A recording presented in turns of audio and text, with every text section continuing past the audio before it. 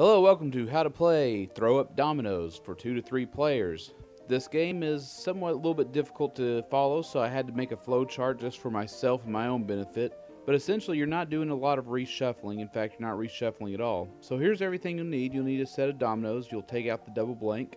Then you'll go ahead and sort out and issue 7 dominoes to each player. And then, for the sake of learning this game, I flipped everybody's dominoes up. Normally, you'd keep yours hidden. You'll roll the 3 dice. That'll give you every possible number combination for the pips. Pips that are played must be equal to the dice combination, either the highest possible number or subdivisions. Like, for instance, this roll, we had available numbers 11, 9, 8, 6, 5, 3, and 2. And so you get 1 point for each domino you play. If you play a double, you get an extra point, so doubles are worth 2. And then once everybody's played their turn, leadership, whoever rolls the dice passes to the next player. So this was player 2's rolls, the second hand. So we have 4 is the total. So our possibilities with those dice are 4, 3, 2, and 1. So any pip values for the dominoes that equal that can be played. If you can't make a play, you have to draw from the boneyard. And if nobody can make a play and the dice leader goes ahead and rolls and nobody can make a play that round, the game ends and the scores are compared. Once the game gets locked up, that's when the game ends. Otherwise, you play either 2 or 3 hands per player. This game we played 3 hands per player, so we played 9 hands total. And the game managed to end around 9 hands. So basically that's all you're doing. You're looking at the pip values of your dominoes and determining if they match the pip values of the dice. So here we're doing the same thing. We have 11. So an 11, the next highest value is 8. The next highest value after that 6, followed by a 5 and a 3. Those are the possibilities. You can't make a play, you have to draw for the boneyard. The boneyard's empty, you just get skipped. And then, of course, the end of the hand, if there's a player that has less dominoes than everybody else, he gets 1 point for everybody's remaining dominoes.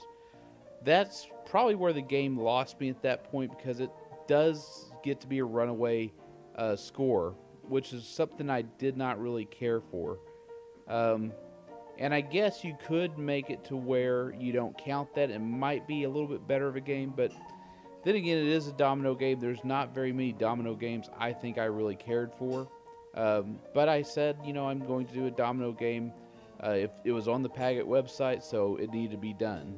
So every time you roll the dice, it's going to be a different player doing it, and then he's going to be the starting player, and then, of course, your turn order goes clockwise. So you're going to want to write down all the possibilities so that every player knows what possible moves they can make. And essentially, it's a simple game if you can follow the flowchart. It was a little bit difficult for me to try to know what numbers were available, then know what pip values, and then see if I could make more than one tile lay. Because you don't have to just lay one domino. You can lay multiple dominoes. And you don't know what other players have. So you don't really know if you might have 2 possibilities. You might be able to lay one domino, and you only have you have 2 possibilities. You don't know what's in somebody else's hand, so it makes it fairly strenuous thinking about when you're especially trying to think of 3 players. So I struggled a little bit with this video making it, but once it was over with, I was like, I don't know if I like this game all that much. So then there's the final roll. Player 1 and 2 can't do anything. Player 3 can't do anything. It is the 9th hand, so therefore the game was going to be over anyways, but we're all locked up, so player 1 was able to do something. We just didn't see his domino. So he did play a 7, which was a possibility. And like always, if you enjoyed this video, go ahead and like it. Even if you hated it, do a dislike, because this game wasn't all that great. And if you have any questions, maybe I missed a rule, or maybe you didn't understand something, do comment. I do tend to answer the comments. And like always, come to our subreddit, Card Game Meetups. Tell us what city you're in, what games you want to play, what games you're willing to learn, what games you're willing to teach. Where you're willing to play at. Hopefully you get some public meetups pretty soon. I want to get as many members as possible. We need to start playing some card games, domino and dice games again. Simple stuff that doesn't cost you any money. but makes you a lot of friends. So do go to our subreddit page and do tell us where you're at.